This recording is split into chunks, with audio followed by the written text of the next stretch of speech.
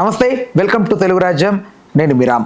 అఘోరి నాగసాధు ఈ మధ్యకాలంలో అరెస్ట్ అయిన తర్వాత 14 రోజులు రిమాండ్కి తరలించిన తర్వాత అనేక అంశాలు బయటకు వచ్చాయి. అయితే ఇప్పుడు ఆ రిమాండ్ పొడిగిస్తున్నట్టుగా వార్తలు వస్తున్నాయి. దాంతో పాటుగా అఘోరి చేసిన మోసం కూడా బయటకు వచ్చింది. ఓవరాల్గా అఘోరి చేసిన మోసం ఏంటి, నిజంగా అఘోరి కాదా లేక శ్రీనివాసేనా అనే అంశం గురించి సినీ మరియు రాజకీయ విశ్లేషకులు దాసరి విజ్ఞాన్ గారిని తెలుసుకుందాం. అన్న నమస్తే. ఏంటి మరి అఘోరి పరిస్థితి ఏంటి, ఎలా ఉండబోతోంది? అంటే అమ్మాయో అబ్బాయో 14 రోజులు రిమాండ్ ఎక్స్టెండ్ చేయడం జరిగింది. ఏంటి సిచ్యువేషన్ అఘోరిది? చీటింగ్ కేసు ఏదైతే నమోదైందో, యాక్చువల్గా ఈ కేసు అయితే కొంచెం ఇంట్రెస్టింగ్ కేసే. దీని ముందు చాలామంది అఘోరి మొదటి భార్యని, రెండో పెళ్ళాన్ని, మూడో మొగుడిని అనుకుంటూ వచ్చారు. ఆ చెత్త అంతా వేస్ట్. ఆ చెత్త గురించి మాట్లాడుకోవడం నమ్మలేమా? అబ్బే చిచ్చి, ఊరికే అఘోరి అనే క్యారెక్టర్ని పట్టుకొని ఫేమ్ అయిన క్యారెక్టర్స్ అవన్నీ కూడా ఆ పెంట వేస్ట్. బట్ ఇది అథెంటిక్ కేసు.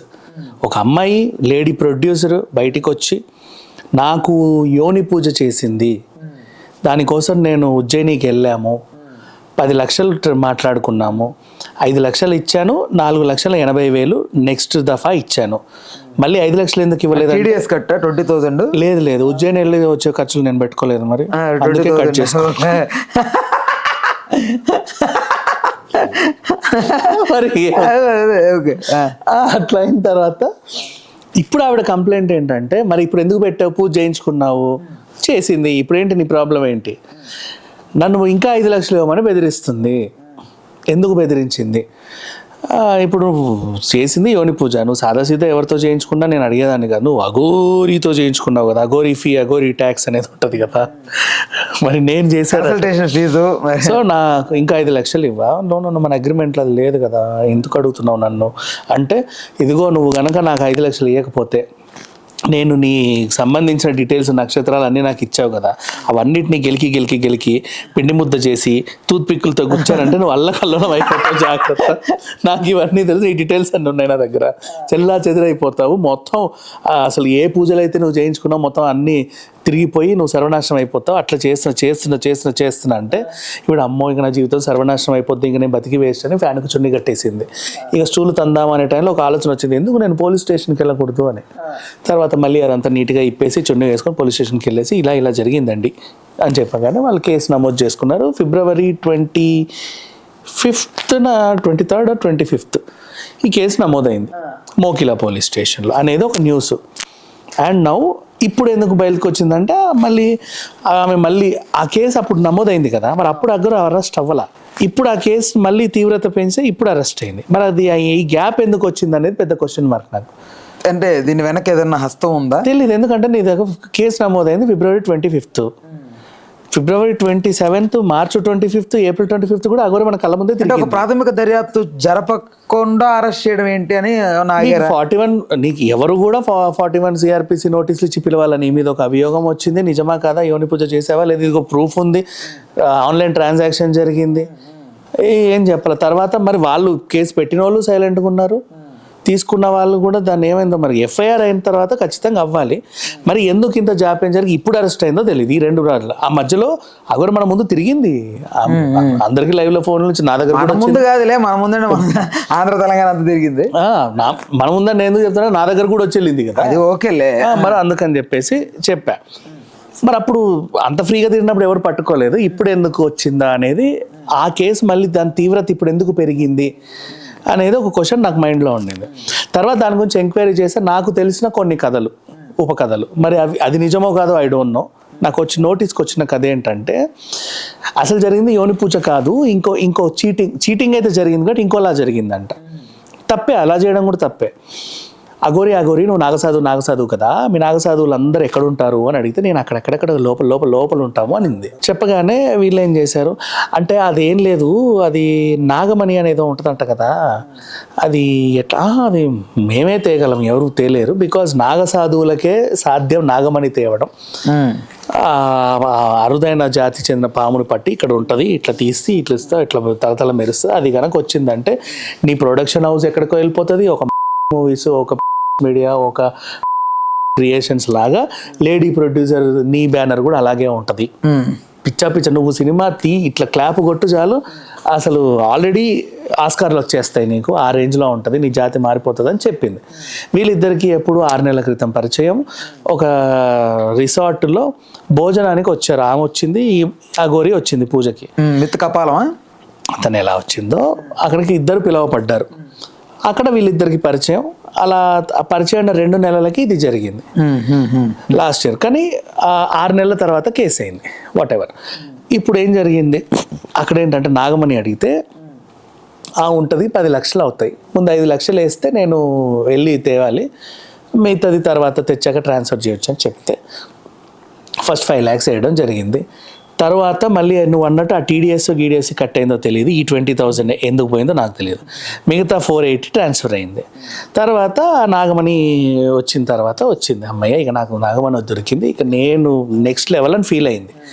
నీలాంటి వాడి దగ్గరకు నాలాంటి వాడి దగ్గరకు వచ్చి నాగమణి అని చూపించింది. నీ బొంద అది చార్మినార్ దగ్గర 50 రూపీస్, ఏం మాట్లాడుతున్నావు నువ్వు, ఇలాంటివి అన్నీ చూడలేదు, నాగమణి కాదు అది. అసలు నీకు ఎవరు ఇచ్చారంటే సాక్షాత్తు అఘోరి కాదమ్మా, అసలు అది అఘోరా గిగోరా నాగసాదా ఇదా మాకే తెలియట్లా, ఎవరికీ తెలియట్లా, ఆడదా మగదా తెలియట్లా, మొన్న లింగ నిర్ధారణ పరీక్ష చేసి ట్రాన్స్జెండర్ జైల్లో మాత్రం వేశారు. అసలు నిజంగా ఆమె నాగసాధువా అఘోరి అని ఇప్పటిదా క్లారిటీ లేదు, దొంగది ఫేక్ది అని కొంతమంది అంటున్నారు, ఇంకొంతమంది ఇలా అంటున్నారు. ఇప్పుడు నువ్వు మోసపోయినావు ఖచ్చితంగా అంటే, అయ్యో రామా ఎట్లా, ఫోన్ చేయముందు దానికి. చెప్పండి లేడీ ప్రొడ్యూసర్ గారు, ఇప్పుడు నాగమణి ఇంకేం కావాలి అని ఆవిడ అడిగితే, నాగమణి లేదు ఏమీ లేదు, ముందు నా డబ్బులు నాకు ఇచ్చి నీ దరిద్రాన్ని నువ్వు తీసుకెళ్ళు అని ఇవిడ అంటే, అట్టెట్ట కుదురుతుంది, నేను ఎంత లోపలికి వెళ్ళి ఏ పుట్టలో ఇట్లా చేయబెట్టి తీసి ఇట్లా పీకితో వచ్చిన నాగమణి, అది అంత కష్టం, మళ్ళీ అది కుదరదు అని చెబితే, ఉండు నీ అంత చూస్తా చేసి నేను కేసు పెడతా నీ మీద అని వెళ్ళారు. ఆ కేసు ఉన్నప్పుడు నిజంగా చీటింగ్ చేసింది. అండ్ ఇంకోటి అక్కడ ఏంటంటే, నిజంగా నాగమణి నువ్వు అడగడం కూడా నేరమే. రైస్ పుల్లింగ్ నాగమణి వాళ్ళు చేస్తారులే, కానీ నువ్వు అడగడం కూడా నేరమే. రైస్ పుల్లింగ్ అంటే ఏంటో తెలుసుకోవచ్చు ఒకసారి? రైస్ పుల్లింగ్ అది ఏం చేస్తారంటే, ఇది మన గుళ్ళ పైన ఉంటాయి కదా, మూల విరాట్ పైన ఉండేదాన్ని తీసుకెళ్ళి అక్కడ పెట్టి ఏదో అడ్డమైన పూజలన్నీ చేసి దాని చుట్టూ బియ్యం వేస్తారు. కాసేపు అయిన తర్వాత ఆ బియ్యం మెల్లిమెల్లికి వెళ్ళి దానికి అతుక్కుంటాయి. సరే అతుక్కున్నాయి అనుకుందా, నిజంగానే అతుక్కొని దానివల్ల ఉపయోగం ఏంటో తెలియదు నాకు ఇప్పటి వరకు. నేను బ్లఫ్ మాస్టర్ సినిమాలో చూసాను జెండాలన్నీ, నాకు తెలియదు అంటే ఎగ్జాక్ట్గా ఏంటనేది. నేను చూశాను కానీ దాని గురించి ఒక రకరకాలుగా కథనాలు. అదే నీకోటి చెప్పనా, ఆ జోలికి మనం ఎందుకు వెళ్ళకూడదు అంటే, మనం వాటి గురించి మాట్లాడడం ఆలోచించడం కూడా నేరమే. డ్రగ్స్ లాగే అది కూడా, అదొక మూఢనమ్మకాలని ప్రేరేపించి మోసాలు చేస్తారు జనాల్ని. అంటే ఈ మధ్యకాలంలో చీకటి ప్రవీణ్ దగ్గర ఒక అతను వచ్చి రైస్ పులి చెప్పాడు కదా, దాని గురించి నాకు అదే డౌట్ వచ్చి. బాగా డబ్బు ఉన్న వాళ్ళు నమ్మి కొంటారు, మహామహులు కొంటారు. అవి ఎందుకు కొంటారో కూడా నాకు తెలియదు. అందులో ఏముంటుంది, అది సరే వచ్చింది బియ్యం అతికింది, దానికి ఏమైంది, ఏదో అయ్యిద్దని వాళ్ళ నమ్మకం. సరే అదొకటి. ఇట్లాంటివి నేరం అని తెలిసిన తర్వాత ఆ కేసుని పెండింగ్లో పెట్టిందంట ఆవిడ కొన్ని రోజులు. కొండలో పెట్టి దీన్ని తీవ్రతను ఎలా పెంచాలంటే, యోని పూజ అని చెప్పు, ఇది ఖచ్చితంగా సక్సెస్ అవుతుంది, ఈసారి నువ్వే గెలుస్తావు, నీ 10 లక్షలు నీకు వస్తాయి అని చెబితే, నెక్స్ట్ తను యోని పూజ అని చెప్పింది అని ఒక వార్త. నాకు తెలిసినటువంటి, నాకు చెప్పిన వాళ్ళు అలా చెప్పారు. మరి అది నిజమో కాదో కూడా తెలియదు, నిజంగానే చేసి ఉండొచ్చు. ఎందుకంటే యోని పూజ నమ్మడానికి 20,000 లిటిగేషన్ నచ్చింది నాకు. 50,000 5 లక్షలు ఇస్తే 20,000 ఎందుకు కట్ చేసుకున్నావు అడిగితే, ఉజ్జయిని ఛార్జీలు అంటే కన్విన్సింగ్గా ఉంది. మరి నాగమణి అప్పుడు 20,000 ఎందుకు కట్ చేసుకోవాలనేది నాకు తెలియదు. మరి అట్లా ఉండింది. ఆన్లైన్ ట్రాన్సాక్షనే జరిగింది, ఆబ్వియస్లీ తన అకౌంట్కి డబ్బులు వెళ్ళాయి, తెచ్చింది ఇది. అండ్ ఆ యోని పూజలు చేయించుకోవడం కూడా నేరమే కదా, నాకు తెలియదు అది. సో ఇలా చేసుకుంటే ఇప్పుడు ఆ మీద కేసు నమోదైంది. ఇప్పుడు జడ్జి దగ్గర ఎవిడెన్స్లు ఏమున్నాయి, నీ దగ్గర నుంచి నువ్వు డబ్బులు తీసుకున్నా, ఆన్లైన్ ట్రాన్సాక్షన్ ఎందుకు తీసుకున్నావు, నాతో ఆవిడ పూజ చేయించుకుంది, నాకు ఇచ్చిందండి. ఏ పూజ చేయించుకుంది ఆవిడ? యోని పూజ లేదు, అట్లాంటిది ఏం లేదు. ఆవిడ ఏదో సినిమా చేయించుకుంది, నాకు దక్షిణంగా 10 లక్షలు ఇచ్చింది. దాని తీవ్రత లేదని ఈవిడ ఖండిస్తుంది. మొత్తానికైతే ఛార్జ్ షీట్లో ఇలా డబ్బులు తీసుకోవడం నిజమే అనేది వెళ్ళింది. ఎందుకు తీసుకుంది ఏంటనేది కోర్టులో ట్రయల్ రన్ నడిచిన తర్వాత అప్పుడు వాదనలు వస్తాయి. అప్పుడు ఏదైనా అవ్వచ్చు, అగోరి ఎలా డిఫెండ్ చేసుకో, ఎలా అయినా డిఫెండ్ చేసుకో. నేను ఒక మంత్రం చదివానంటే 10 లక్షలు ఇచ్చిందన్నా కూడా ఓకే, ఎగ్జాక్ట్లీ అదే ఇక్కడ చిక్కు. అప్పుడు ఏదైనా అవ్వచ్చు. కానీ ఇప్పుడైతే చార్జ్ షీట్ లో నా గౌరవ వేతనం, నా ఫీజు అది, నా ఫీజు అదే 10 కోట్లు తీసుకుంటుంది, నా ఫీజు, నా వాల్యూ ఎంతైనా. ఆవిడ పూజ చేయించుకుందంటే ఆవిడ ప్రొడ్యూసరు, సినిమాకి ఓపెనింగ్ పిలిస్తే వెళ్ళాను, డబ్బులు ఇచ్చింది. అది నా అకౌంట్లో ఏమ్మా అని చెప్పాను. నేను ఇంకా లీగల్ గానే తీసుకుని, ఇల్లీగల్ బ్లాక్ మనీ కూడా తీసుకోలేని చెప్పొచ్చు, డిఫెండ్ చేయొచ్చు. కరెక్ట్. ఇవన్నీ చెప్పడానికి ఫస్ట్ అగోరి యాక్చువల్గా ఏంటంటే జైలుకి వెళ్ళదు ఈ పిచ్చిది, ముందే ఒక అడ్వకేట్ని పెట్టుకుంటే అయ్యేది పని. రాగానే ఏం చెప్పింది, మీ తరఫున ఎవరిన అడ్వకేట్ని, నాకు ఎవరు లేరు, ఏమీ లేవు, నువ్వే పెట్టుకోండి, మీరే పెట్టుకోండి అని. సో అలా రిమాండ్కి వెళ్ళింది. ఇప్పుడు 14 days తర్వాత ఈవిడ తరఫున ఒకవేళ బెయిల్ అప్లికేషన్ పెట్టినా కూడా పోలీసుల వాదనే నెగ్గింది. ఎందుకు నెగ్గింది? బెయిల్ ఇస్తామండి, ఇచ్చిన తర్వాత ఇప్పుడు మేము తేవడమే అక్కడ నుంచి తెచ్చాం. బెయిల్ ఇచ్చిన తర్వాత ఈవిడ ఎక్కడ ఉంటుంది, ఏ అడ్రస్కి వెళ్ళి మళ్ళీ నేను తీసుకురాం మనం, నాకు వారం పోలీస్ స్టేషన్ కోసం సంతకం పెట్టమని వస్తా పెడతా అనింది. ఎక్కడి నుంచి వస్తుంది? మాకు అందుకు ఈవిడ జ్యుడిషియల్ రిమాండ్లోనే ఉంచండి అని వాళ్ళు అన్నారు. జడ్జి కూడా అదే నమ్మారు. అమ్మ నువ్వు ఏడుంటావు, నాకు అడ్రస్ లేదండి. అడ్రస్ లేని దాన్ని మరి జైల్లోనే కదా ఉంచుతారు. నీ తరఫున ఏమన్నా బెయిల్ ఇచ్చి వాడు షూరిటీలు పెట్టాలి. 10,000 షూరిటీలు పెడితే ఓకే ఈమెకు అడ్రస్ ఉంది అని తెలుస్తుంది.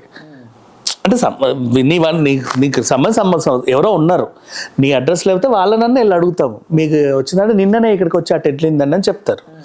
నీకు అడ్రస్ లేదు కదా, నీ ఇల్లు ఎక్కడంటే చెప్పట్లేదు, నాకు రోడ్డు మీద చెట్టు పుట్టు ఆకు వక్క ఏడబడితే ఆడు ఉంటా. అది కోర్టుల్లో ఏంటంటే ఇట్లాంటి అడ్రస్ లేని క్యారెక్టర్స్ ఉన్నప్పుడు వాళ్ళని జ్యుడిషియల్ రిమాండ్లోనే వేస్తారు. అయ్యింది. ఇప్పుడు అగోరికి అది పెద్ద చిక్కు. మొన్నటి బెయిల్ చాలా ఇంపార్టెంట్ యాక్చువల్లీ, ఎందుకంటే 5th ఈరోజా నిన్నటి నుంచి కోర్టుకి వేసవి సెలవులు, సమ్మర్ హాలిడేస్ ప్రతి ఎవ్రీ ఇయర్ ఉంటాయి కోర్టుకి, సమ్మర్ హాలిడేస్ ఉంటాయి. నిన్నటి నుంచి అది జరిగింది. చచ్చింది గొర్రె. లాస్ట్ టైం నన్ను ఒకసారి కెమెరాల విషయంలో అరెస్ట్ చేసినప్పుడు కూడా నేను అరెస్ట్ అయినట్టు ఎవరికి తెలియదు, ఫస్ట్ ఆఫ్ ఆల్ చెప్పుకోవడానికి ఏం లేదు. ఆ తర్వాత నేను అరెస్ట్ అయ్యానని మా వాళ్ళకి తెలిసినప్పుడు కోర్టు సమ్మర్ హాలిడేస్ వచ్చాయి. నన్ను విడిపించుకోవడానికి ఇంకా 1 month టైం పట్టింది. అలా 2 months ఉండాల్సి వచ్చింది. ఇప్పుడు ఆ గొర్రె కదా, నాకు అది తెలుసు కాబట్టి చెప్తున్నా, సేమ్ టైం. సో నా ఇప్పుడు అలా ఉండేసరికి కేసు తాలూకు బలం పెరిగిద్ది యాక్చువల్లీ. అంటే ఎలా? ఇప్పుడు రైట్, ఇప్పుడు ఫర్ సపోజ్ ఆ 2 నెలలు జైల్లో ఉన్నాడు అంటే ఏం చేశారు, same correct. Actual even Rajasthan case Lavanya కూడా 45 days అలాగే ఉండే. That's why I'm saying this. అవును. సో ఇట్లా లాగ్ ఎక్కువ దాన్ని డ్రాగ్ చేస్తూ ఉంటే ఎంత లివింగ్ పీరియడ్ దానికి ఉంటే ఆ కేసు తాలూకు బలం పెరుగుతుంటది. కానీ హైకోర్టులో అపీల్ చేస్తే సపరేట్ బెంచ్ మీద వాదనలు జరపవచ్చు. కానీ దానికి ఏంటంటే పెద్ద లాయర్లు పెద్ద బాగా ఖర్చు అవుతుంది. ఇది వివేక హత్య కేసు స్టైల్లో లాస్ట్ టైం చేశారు, బెంచ్ సపరేట్ బెంచ్ వేసి వాళ్ళ వాదనలు వినిపించారు. అట్లా అంత పెద్ద కేసులో కొన్ని బాగా ఖర్చుతో కూడిన పనులు. సో చాలా మంది అలా ఉండిపోతారు, ఇంకా ఏం చేయడం. ఈ మగాడు అని నిర్ధారణకు వచ్చేసిందని చెప్తున్నారు అగోరేని, ఏంటది? తనకు జరిగింది పరీక్ష యాక్చువల్గా, లింగ నిర్ధారణ పరీక్ష చేశారు. తను ఆపరేషన్ చేయించుకున్నాడు, మగాడే ఆపరేషన్ చేయించుకొని లేడీ. అంటే ఊర్లో దొంగతనాలు చేస్తుంటే ఒకసారి దొరికితే దుమ్ము కొట్టేసరికి కొంచెం అక్కడ ప్రైవేట్ పార్ట్స్ దగ్గర దెబ్బతిని అది ఏం చేయాలో అర్థం కాక తీసుకెళ్ళి ఆపరేషన్ చేయించినట్టుగా చెప్తున్నారు. ఎట్లా నాకు అర్థం కావట్లేదు అది. అంటే ఐఎమ్ నాట్ అంటే లేదు సీరియసే. ఇక్కడే అన్నపూర్ణ స్టూడియోస్ దగ్గర కృష్ణానగర్లోనూ తిరిగాడు, సెల్ ఫోన్లు ఎత్తుకెళ్ళేవాడు, కొట్టారు అనేది కూడా వచ్చింది. వాదన గురించే మాట్లాడుతున్నాను నేను, న్యూస్ వచ్చింది. బట్ అది మాత్రం చాలా ఫన్నీగా అనిపించింది నాకు. ఊర్లో వాళ్ళు కొడితే ప్రైవేట్ పార్ట్స్ పాడైపోవడం ఏంటి, అంత దారుణాలు ఏం చేశాడు, ఏం దొంగతనాలు. ఊరోడు కొడితే ప్రైవేట్ పార్ట్స్ డ్యామేజ్ అయ్యి నేను ఒప్పుకుంటా. ఈ వార్త ఇప్పుడు వచ్చింది. అగోరి 1 year నుంచి సెన్సేషన్లో ఉంది కదా, అప్పుడు కూడా చెప్పొచ్చు కదా. అదే వాళ్ళ ఊరికి వెళ్ళి నేను పెట్రోల్ పోసుకుంటా అన్నాడు, వాళ్ళ ఊర్లోనేగా పెట్టారు. అప్పుడు ఊరంతా ఏకమై మీడియా మా ఊరికి రావద్దని ఎందుకన్నారు? ఆ వార్త గుర్తుందా? ఈ దొంగ కోసం ఊరంతా ఏకమై మీడియా మా ఊరికి రావద్దు, వస్తే బాగోదు అని వార్నింగ్ ఇచ్చారు. మరి ఆ దొంగను ఎందుకు కాపాడుకున్నారు? మరి ఇప్పుడు ఎక్కడ ప్రైవేట్ పార్టీస్ అప్పుడెప్పుడు వద్దంతే. ఎప్పుడైనా లాగ్ అవుతున్న కొద్దీ కొత్త స్టోరీలు పుట్టుకొస్తాయి. ఇప్పుడు ఇది కూడా యోని పూజ నాగమణి దగ్గరాల, అది నిజమో కాదో మనకు తెలియదు. అట్లా వస్తాయి కథలు, బోల్డ్ అని వస్తాయి, చెప్పలేము ఏది నిజం ఏది కాదని. ఇంకా చెప్పాలంటే జైల్లో ఒక మంత్రి ములాఖత్ చేశాడంట, మొన్న వచ్చిన న్యూస్. ఎవడ్రా మంత్రి అంటే అఘోరి నాగసాధు అమ్మవారి రూపంలో ఆపరేషన్ చేయించుకున్న డాక్టర్ ఎవడైతే ఉన్నాడో వాడు ఒక పొలిటీషియన్ కూడా ఫ్యామిలీ డాక్టర్ అంట కదా. ఇది ఆ పొలిటికల్ ఫ్యామిలీ డాక్టర్ ఏం చేసావంటే రీసెంట్గా ఒక అమ్మవారి ఆపరేషన్ చేశారంటే, అవునా అలాంటి వాళ్ళు చాలా శక్తిమంతులు, నేను ఇప్పుడు నెక్స్ట్ గెలవాలంటే వాళ్ళ చేత నాకు ఫస్ట్ పూజ చేయించు అంటే, ఆమె మారిన తర్వాత ఫస్ట్ పూజ చేయించంటే వెళ్ళి చేసిందంట. మరి తర్వాత ఇప్పుడు వాడు మంత్రి అయిపోయాడు ఇండోర్లో, అది కూడా మళ్ళీ ఇప్పుడు ఇక్కడికి వచ్చింది. ఈ వాట్ ఈస్ దిస్ అని న్యూస్ చూస్తుంటే అఘోరి అప్పుడు ఎప్పుడు ఆపరేషన్ మీకు పూజ చేసింది కదా అరెస్ట్ అయ్యారంట, అదే news. Oh my god, jeez arrested? No, నాకు ఇంత మంచి చేసింది ఎలా అరెస్ట్ అవుతుంది, నేనున్నాను నీకోసం అని వచ్చి ములాఖత్ చేసి బెయిల్ కోసం పెట్టాడు అని ఒక వార్త. ఏం జరగల, నథింగ్. అంటే ఇట్లాంటి ఒక క్యారెక్టర్ లైమ్ లైట్లోకి వస్తే చాలామంది లాగుతూ ఉంటారు, దాని మీద కొత్త కొత్త కథలు అల్లుతూ ఉంటారు. I want to make the story as film like Polimera 3. ఇంకా దీంట్లో ఏంటి, జైలు నుంచి శ్రీవర్షినికి ప్రేమలేఖ రాసిన అఘోరి, ఇంకా అదేదో జైల్లో క్షుద్ర పూజలు. నెక్స్ట్ మళ్ళీ రాత్రి మాయమవుతుందంటే పగలు ప్రత్యక్షం అవుతుంది. రాత్రి ఎక్కడికి వెళ్తే అందులో ఉంటే ఏం ఉండట్లేదు, రాత్రి ఏమో శ్రీవర్షి దగ్గర అఘోరి మాటలు వినిపిస్తున్నాయండి అని అక్కడ కంప్లైంట్స్ వస్తాయి. సొరంగం అంట అక్కడెక్కడైతే ఇట్లాంటివన్నీ వస్తాయి, కామనే. ఇవన్నీ కూడా వదంతులే, నమ్మదు. జైలర్కి లవ్ లెటర్ రాసిందని ఒకటి వచ్చింది. అయ్యో, లవ్ లెటర్ కాదమ్మా, జైలర్ని ఏమార్చి మళ్ళీ పెళ్లి చేసుకుందంట జైల్లో పెళ్లి. నెక్స్ట్ లెవెల్ మేమ్స్ అయ్యండి కూడా, నెక్స్ట్ లెవెల్. రైట్, ఓకే అన్న, thanks for the time, thanks for information. Hello, Telugu రాజ్యం ఛానల్ చూస్తున్నారా? సామాజిక రాజకీయ జీవన చిత్రణే తెలుగు రాజ్యం. అతిశయోక్తులు అసత్యాలు ఉండవు. రాజకీయ కోణం కాదు, ప్రజా కోణమే కొలబద్ద. తెలుగు రాజ్యం వీక్షణ మీ ఉత్తమ అభిరుచికి నిదర్శనం.